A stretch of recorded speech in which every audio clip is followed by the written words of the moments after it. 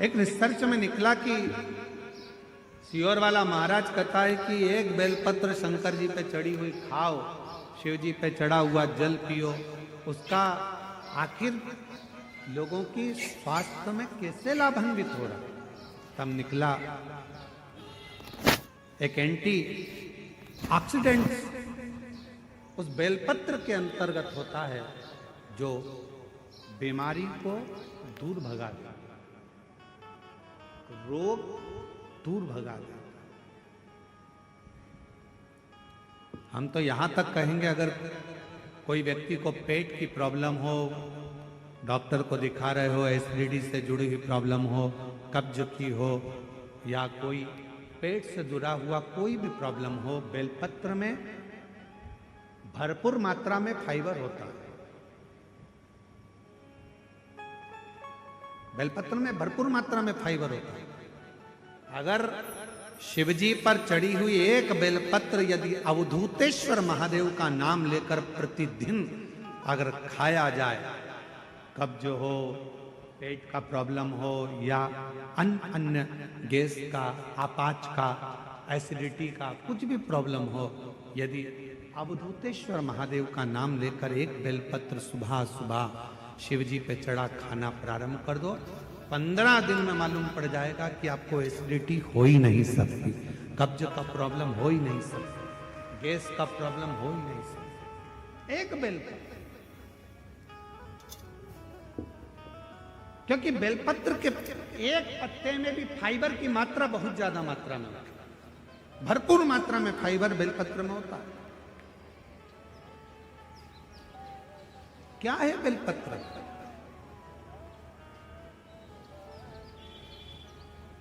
सारी समस्या का हल शिव जी के एक लोटा जल में क्या है?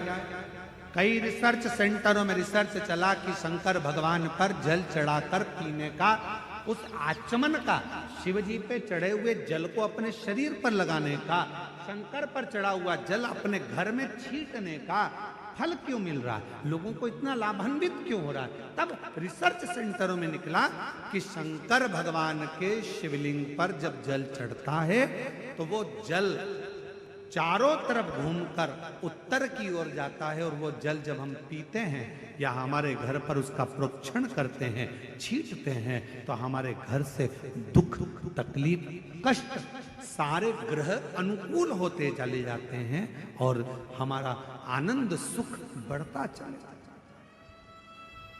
है, बढ़ता चले जाता है।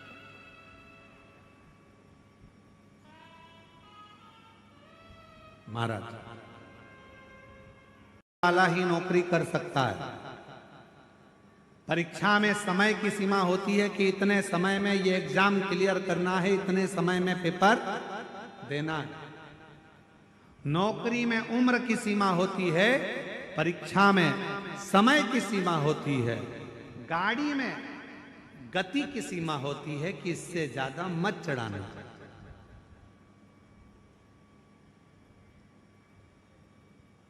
ज्यादा तेज चलाओगे तो ऊपर निकल जाओगे।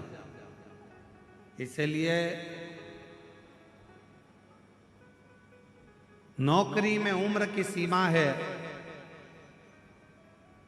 महाराज परीक्षा में समय की सीमा है, गाड़ी में गति की सीमा है, पर मेरे शंकर भगवान की अविरल भक्ति की कोई सीमा नहीं है, शिव की करुणा की कोई सीमा नहीं है, शिव की दया की कोई सीमा।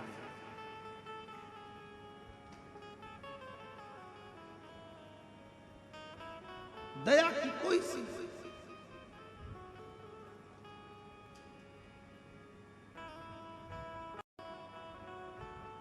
देवराज ब्राह्मण के ऊपर भी मेरे शिव ने कृपा कर।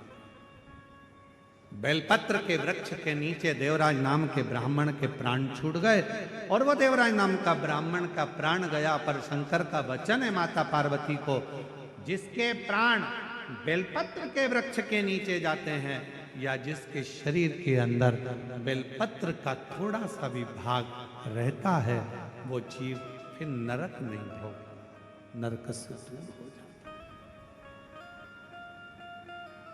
नरक से।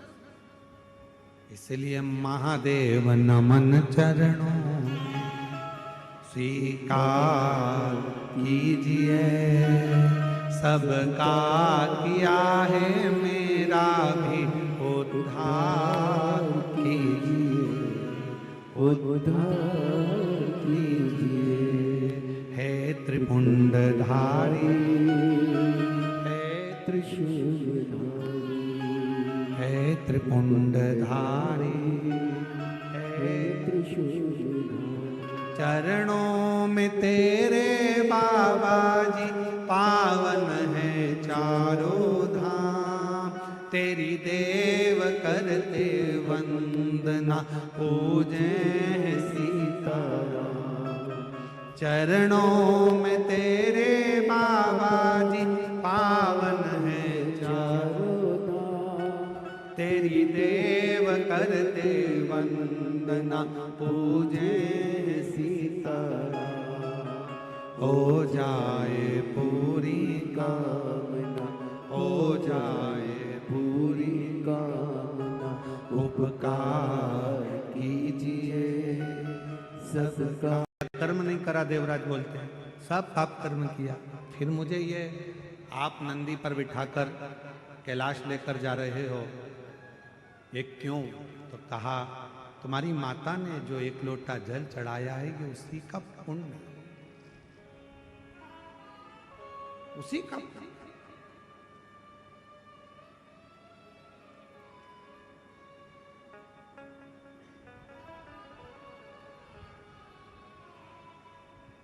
देवराज ब्राह्मण ने धन्यवाद दिया बाबा देवाधिदेव महादेव। कहा भोले बाबा,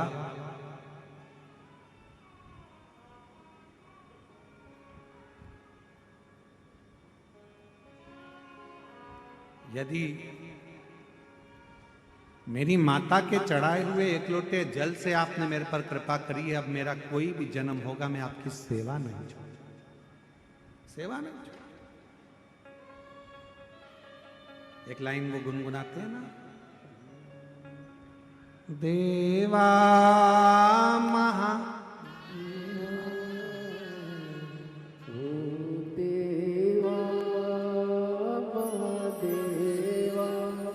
और सारी उम्र करूं तेरी सेवा, भोले जी मेरी लाज रखना,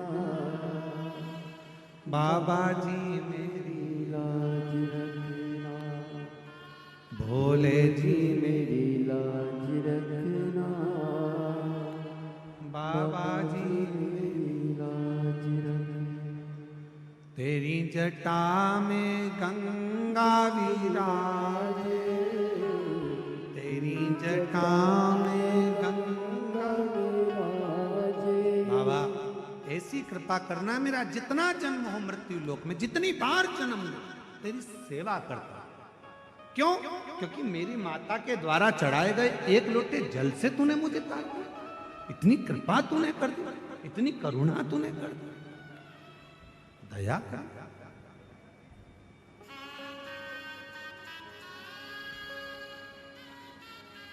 इतनी कृपा तू करता। मेरी माता ने जल चढ़ाया और तूने मुझे पार लगा दिया, इससे बढ़कर पुण्य क्या हो सकता?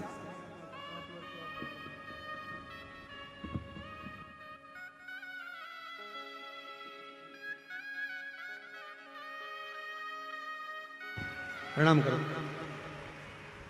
हर हर महादेव। प्रणाम करो। चलो समझो।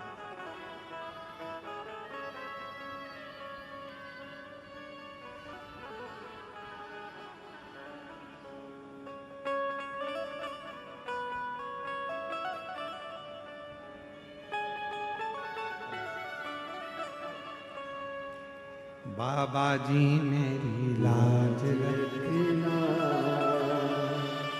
भोले जी मेरी लाज रखना, बाबा जी मेरी लाज रखना, भोले जी मेरी लाज रखना। शिव कथा कर रही है, देवराज को पार लगाया, शिव महापुराण में एक बिंदुक नाम का ब्राह्मण है जिसकी धर्म पत्नी का नाम चंचूला है। बिंदुक पानी में डूबकर मर जाता है तो प्रेत योनि में चला जाता है।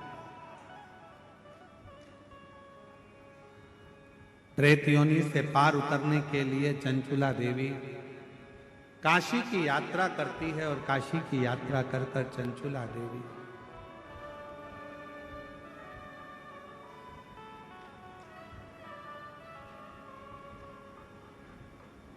प्राणों को काशी में ही त्याग देती है तो मां जगत जननी पार्वती जी की सहेली बन जाती है।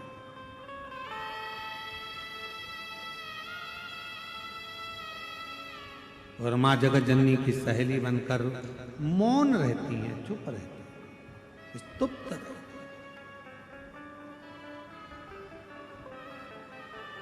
तब पार्वती जी ने देखा कि चुप रहती है, मौन रहती है। क्या हुआ चंचूला? मेरा पति प्रेत योनि में पड़ा है, उसकी मुक्ति नहीं हुई, उसका मोक्ष नहीं हुआ। केवल एक शिव महापुराण की कथा, अगर कोई अधोगति में मर गया, कोई नारी का गर्भ है, 2 महीने का, 4 महीने का, 6 महीने का, 8 महीने का, 9 महीने का, कोई बच्चा गर्भ में मर जाता है, शांत हो जाता है। कोई बच्चा जन्म लेकर कुंवारा मर जाता है। कोई बच्चा 6 महीने का, 4 महीने का पेट के अंदर ही शांत हो जाता है।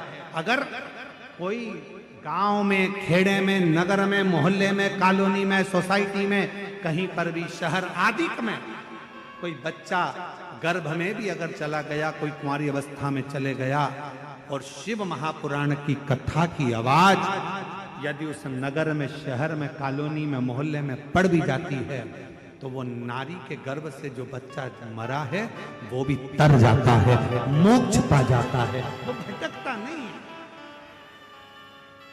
वो भटकता नहीं। बिंदुक को मोक्ष कैसे मिले? चंचूला देवी से कहा मां पार्वती जी ने कि तुम एक काम करो, शिव महापुराण की कथा करवा। देवर्षि नारद से प्रार्थना करी, नारद जी ने कथा सुनाने से मना करा। तब तुमरुका जी से कहा, और तुमरुका जी भगवान शंकर के ऐसे भक्त हैं जो कथा श्रवण कराने के लिए आतुर हो गए। तुमरुका जी ने हाँ कह दी कि मैं इस बिंदु को कथा सुन। पर कथा का यजमान कौन बना? कथा का यजमान पद किसको ग्रहण कराया है?